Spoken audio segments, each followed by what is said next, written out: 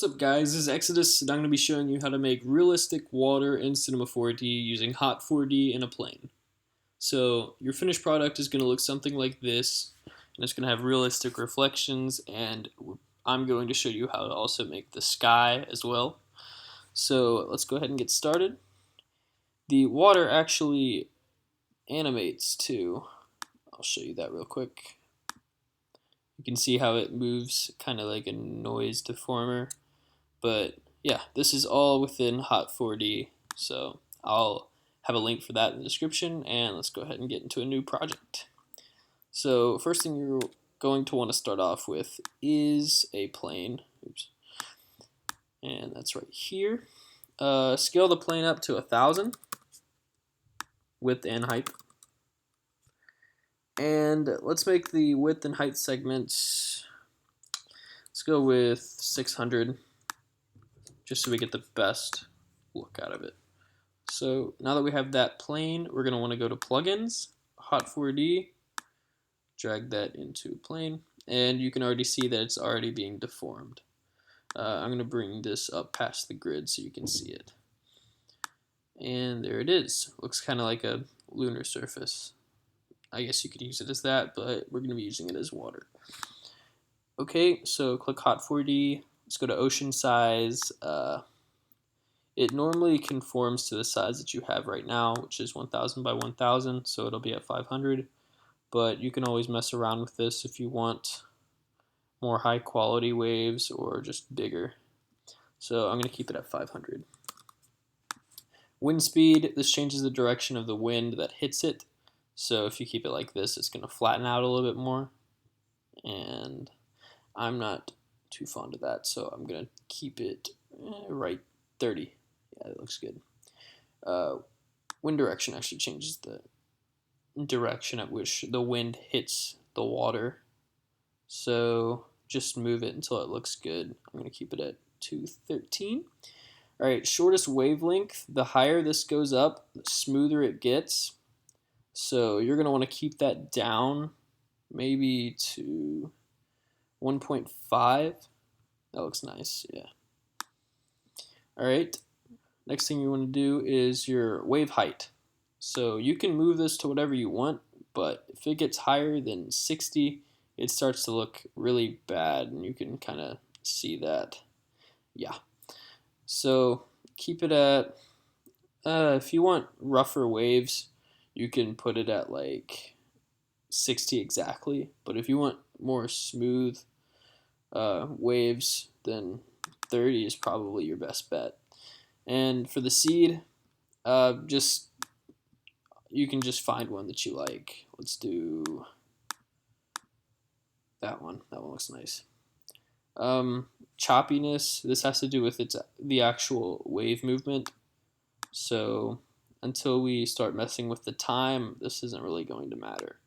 So if you turn this up, it looks horrible and disgusting, and it looks kind of like obsidian, but I'm going to keep that down to 0.8.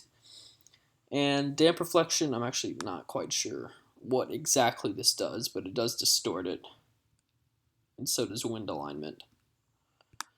And I'm just going to keep those the same. Okay, ocean depth, this isn't really that big of a deal, so you can just keep that at 200 if you want. And this is how you're going to be doing the animations. So what you want to do first is hit the keyframe button while you have HOT4D selected, and then you want to click the auto keying button, and you want to make sure you have at least 300 frames, somewhere around there, and you're going to bring it all the way down to 300. And after you have the auto keying on, make sure it's on, change time to 90, and you can see how it moves. So turn the auto keying off, and you can see that you have a fully functional ocean that is moving very slowly, but it'll move a lot faster in the actual render. And yeah, so that's how you do that. And I'm going to show you how to make a material for this that actually looks pretty dope. So go to color, just pick a light blue, and yeah, around there, that's good. And next is transparency. Brightness at 90%, refraction at 1.2, which is the rate at which water refracts. And then absorption color, you want to go to a lightish blue, maybe like a teal, but keep it kind of dark, and it'll look like that. And this probably won't look very good in the actual display right here, but it looks really good on the water. So then you want to go to specular, change the width to 90%. Yeah, make the width bigger so it covers more area.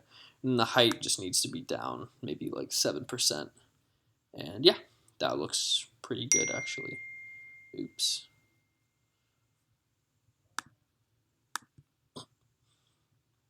Okay, so after that, go to reflection. That looks cool. But change the reflection to 35 and you'll have really nice looking water. I mean, you can mess around with a noise deformer with the bump, but it really kills your render time, and it's a lot easier to actually make your bump and stuff within HOT4D. So, yeah, especially if you're working with animations, you really want to stay away from displacement if you're working with animations because it will kill your render time. Okay, so now that we have the water, let's go ahead and make a physical sky, which is right here for R14. I'm not sure where it is for the others. So there's physical sky. Okay. Let's go ahead and do that. All right. So physical sky, you're gonna want to set your. This is a personal preference, by the way. You're gonna want to go to 9 o'clock. This is where I like it. Go to bring the sun over to the left side, and I keep it over there just for aesthetic purposes. Just because when a person's actually looking at something, they look from left to right. So if they're looking from left to right, then you're gonna want to see all the bright colors on the left side, and then move over to the logo, which you're gonna have in the middle if you're actually doing that. But I like having it on the left side because it just looks nice. And it looks kind of like morning. And yeah, that's how you do that. And it should look something like this.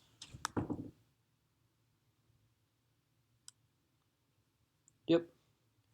Thanks for watching, and subscribe and like if you'd like more tutorials.